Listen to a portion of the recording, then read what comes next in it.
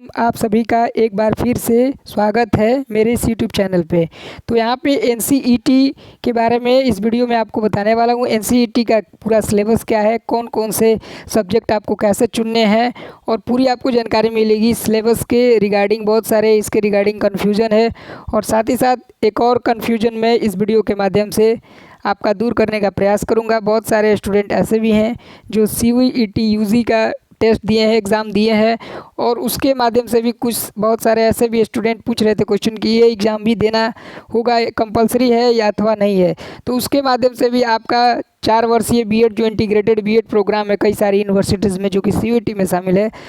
तो यहाँ पे पहला जो डाउट है स्टूडेंट का कि जो मैंने CUET का एग्ज़ाम दिया है 4 ईयर इंटीग्रेटेड बीएड कोर्स के लिए किसी भी यूनिवर्सिटी के लिए, तो क्या ये एग्ज़ाम देना कंपलसरी है अथवा नहीं।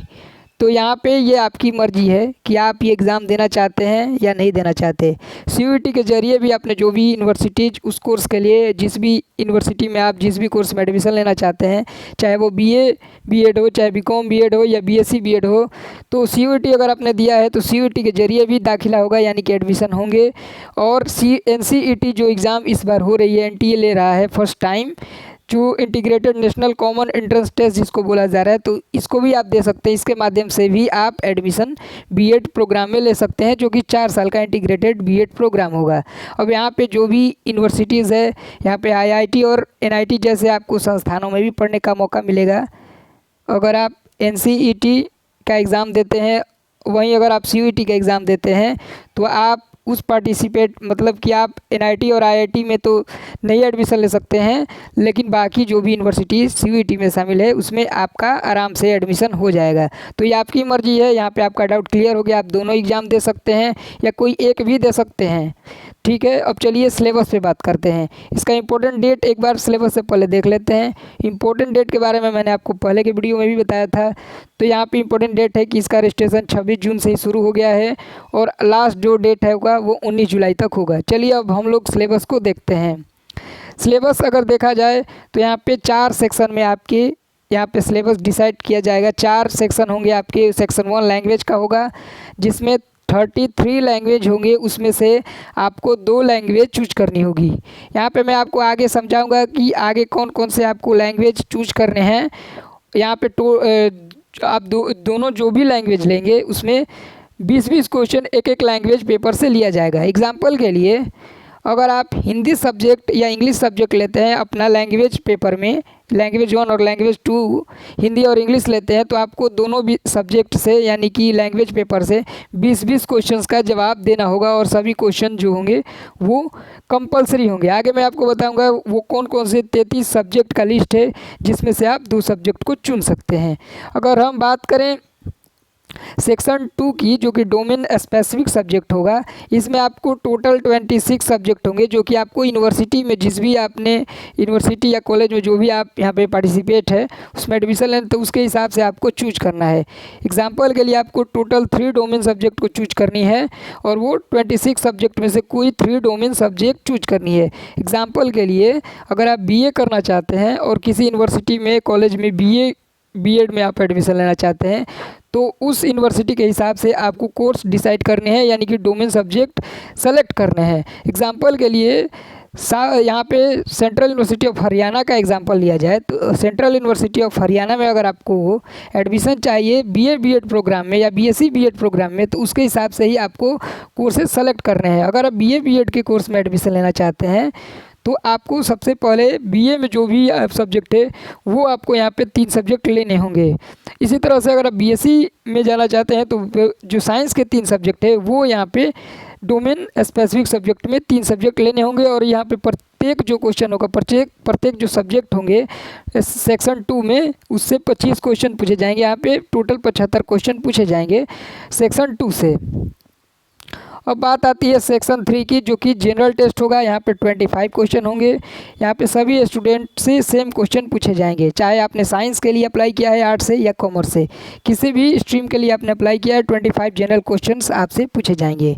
और सेक्शन 4 की बात की जाए तो यहाँ से 20 क्वेश्चन पूछे जाएंगे, ये भी सभी के लिए कंपलसरी होने वाला है। और अगर टोटल क्वेश्चन की गाइज बात की जाए तो यहाँ पे टोटल 160 क्वेश्चन आपको चूज करने होंगे और यहाँ पे जो एग्ज़ाम्स होंगे वो मल्टीपल शिफ्ट में होंगे, एक से ज़्यादा शिफ्ट में भी हो सकते हैं अगर जो एप्लीकेंट है उनका ज़्यादा नंबर ऑफ़ एप्लीकेंट होते हैं तो अब चलिए यहाँ पे आगे बात करते हैं इस एग्ज़ाम के बारे में। तो जिसका जो टेस्ट पैटर्न होने वाला है वो मल्टीपल चॉइस क्वेश्चन और सीबीटी कंप्यूटर बेस्ड टेस्ट होने वाला है। अगर हम मीडियम की बात करें तो आप 13 भाषाओं में इस एग्ज़ाम को लिख सकते हैं। यहाँ पे भाषा है असमी, बंगाली, इंग्लिश, गुजराती, हिंदी, कन्नड़ा, मलयालम, मराठी, पंजाबी, उड़िया, तमिल, तेलुगु एंड उर्दू। इन सभी में से कोई भी भाषा में आप एग्ज़ाम्स को दे सकते हैं।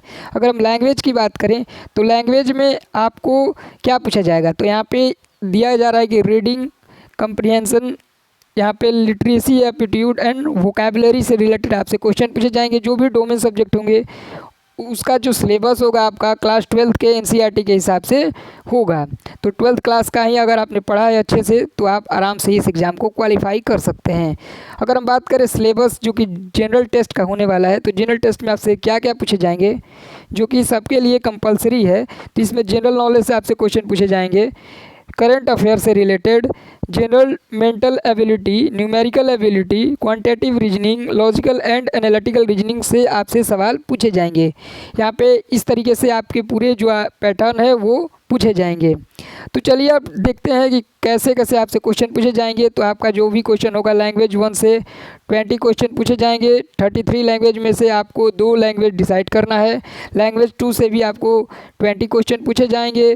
टीचिंग एप्टीट्यूड से आपको 20 क्वेश्चन, जनरल टेस्ट से 25 क्वेश्चन, डोमेन स्पेसिफिक सब्जेक्ट 1 से 25, डोमेन स्पेसिफिक सब्जेक्ट 2 से 25 और डोमेन स्पेसिफिक सब्जेक्ट 3 इससे 25 क्वेश्चन पूछे जाएंगे। टोटल 160 क्वेश्चन का जवाब आपको देना होगा और जो ये सभी क्वेश्चन होंगे वो सीधे कंपलसरी होंगे, यानी कि सभी सवालों के जवाब आपको देने होंगे। अगर हम बात करें इस यूनिवर्सिटी में कौन कौन से जो पूरा लिस्ट है वो मैं आपको आगे बताऊंगा कि कौन कौन से जो यूनिवर्सिटी कॉलेज है यहाँ पे शामिल है। अगर उससे पहले मैं आपको सब्जेक्ट दिखा देता हूँ एनसीईटी में कौन कौन सी सब्जेक्ट यहाँ पे शामिल है। तो अगर हम सब्जेक्ट की बात करें तो आप देख सकते हैं यहाँ पे इंग्लिश, हिंदी, असमी, बंगाली, गुजराती, कन्नड़, मलयालम, मराठी, पंजाबी, तमिल, तेलुगु, उर्दू, अरेबिक, बोडो। यहाँ पे जो भी लैंग्वेज आप देख रहे हैं इनमें से आपको 2 लैंग्वेज लेना होंगे। जो भी आप लैंग्वेज लेना चाहते हैं इनमें से कोई 2 लैंग्वेज आप ले सकते हैं। इसका जो टोटल लैंग्वेज आपके सामने होंगे वो 33 होंगे।